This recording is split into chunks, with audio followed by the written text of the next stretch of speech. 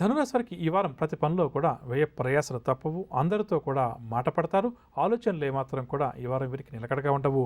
విలువైన వస్తువులు చేజారే పరిస్థితి అధికంగా ఉంది కాబట్టి ఈ విషయం పట్ల కూడా ఈ వారం ధనురాశి వారు జాగ్రత్త వహించాలి. కొన్ని ముఖ్యమైన వ్యవహారాలు ముందుకు సాగవు. అడుగడుగునా కూడా ఆటంకాలు ఎదురవుతాయి. తీర్థయాత్రలు చేయాలి అన్న వీరి కోరిక మాత్రం నెరవేరుతుంది. ఎంతగా కష్టపడ్డా ఫలితం అంతగా కనిపించదు. ఆర్థిక పరంగా చూస్తే రావాల్సిన డబ్బు చేతికి అందక ఇబ్బంది పడతారు. రుణాల వేటలో కూడా నిమగ్నమవుతారు. కుటుంబ పరంగా చూస్తే కుటుంబ సమస్యలతోటి ఈ వారం ధనురాశి వారు బాగా సతమతమవుతారు.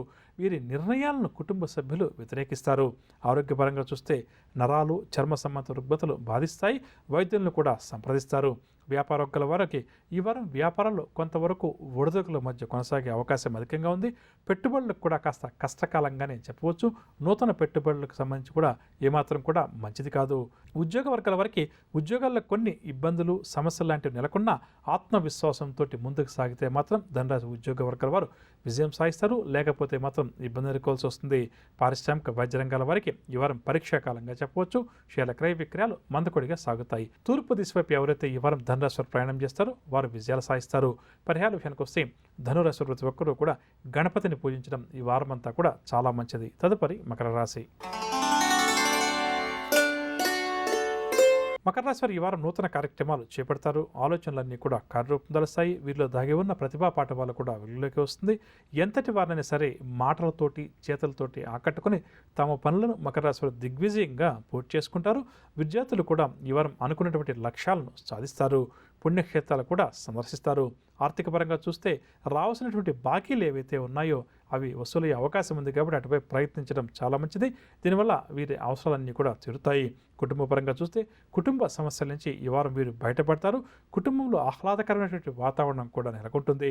ఇంతకాలం పడినటువంటి అనారోగ్య ఇబ్బందుల నుంచి ఈ వారం బయటపడతారు. ఆరోగ్యం వీరికి అన్ని విధాలుగా కూడా సహకరిస్తుంది. వ్యాపార వర్గాల వారికి ఈ వారం వ్యాపారంలో లాభాలు ఏవైతే చేతికంతాయో అవి చాలా వరకు కూడా ఊరటనిస్తాయి. వ్యాపార విస్తరణ ప్రయత్నంలో పురోగతి కూడా ఈ వారం వీరు సాధిస్తారు. ఉద్యోగ వర్గాల వారికి సంతోషాన్ని కలిగించే సమాచారం ఒకటి అందుతుంది.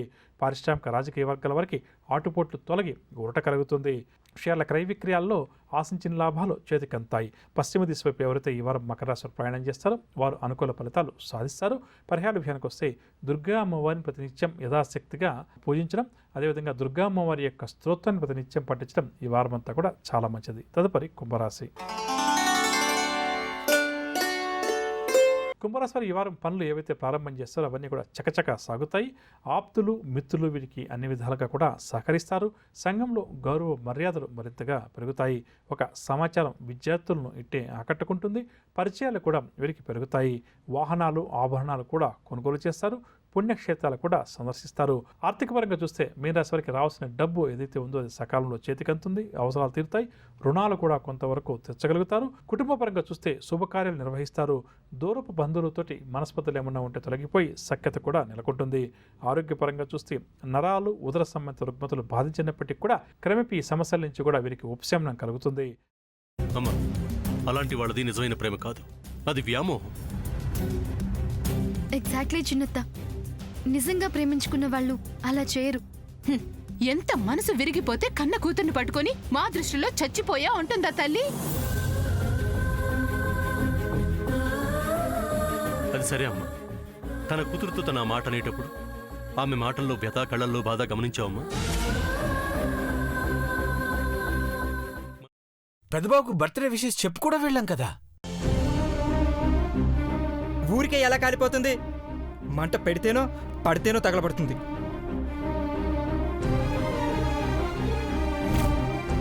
కరెక్ట్ చిన్నబాబు, నీకొచ్చినట్టే నాకు డౌట్ వచ్చింది. పార్వతే షర్టును తగలబెట్టిందనుకుంటా.